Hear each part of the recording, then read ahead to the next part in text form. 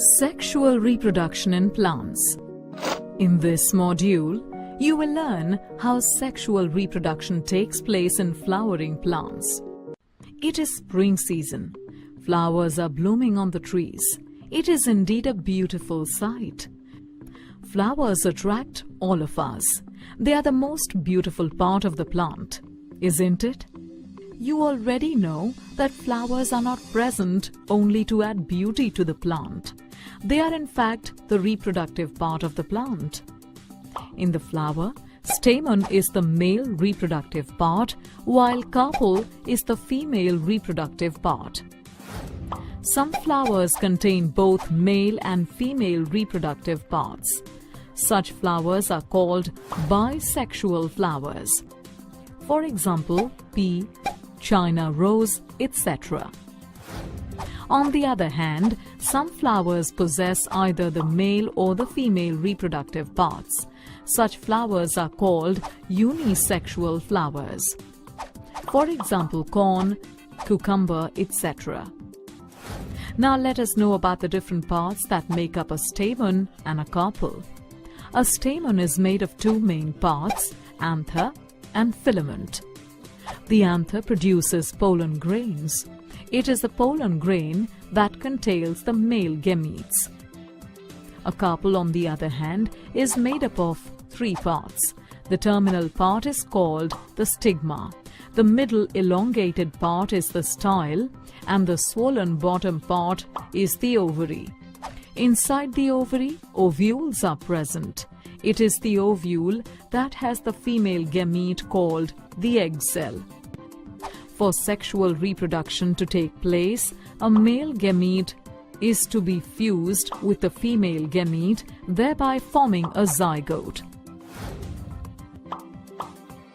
Now for that, the male gametes have to reach the female gametes.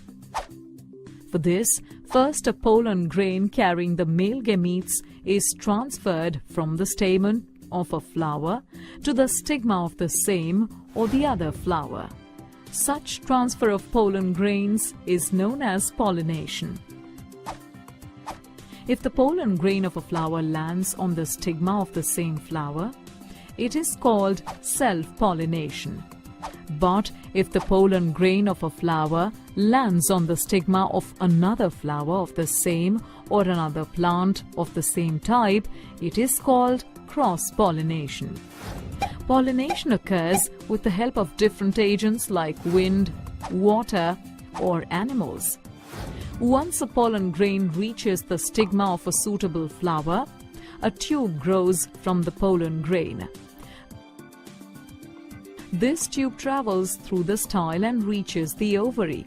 The male gamete from the pollen travels in this tube and reaches to the female gamete present in the ovule of the ovary. After that, the male and the female gamete fuse together to form the zygote. This process of fusion of male and female gametes is called fertilization. The zygote formed after the fertilization then divides several times to form an embryo inside the ovule. The ovule develops a tough coat and changes to a seed. The ovary, on the other hand, ripens and forms a fruit around the seed. At this time, the other parts of the flower, like the sepals and petals, fall off. So, a seed present inside a fruit contains an embryo, which is actually a baby plant. Each time a seed is planted in soil and provided appropriate conditions, it grows into a seedling, which then grows into a new plant. Let's recap. A flower is a reproductive part of the plant. The male reproductive part of a flower is stamen and the female reproductive part of the flower is carpel. In a unisexual flower, both stamen and carpel are present. In a bisexual flower, either stamen or carpel is present. The transfer of pollen grains from the stamen to the stigma of a flower is called pollination. Pollination can be self-pollination or cross-pollination.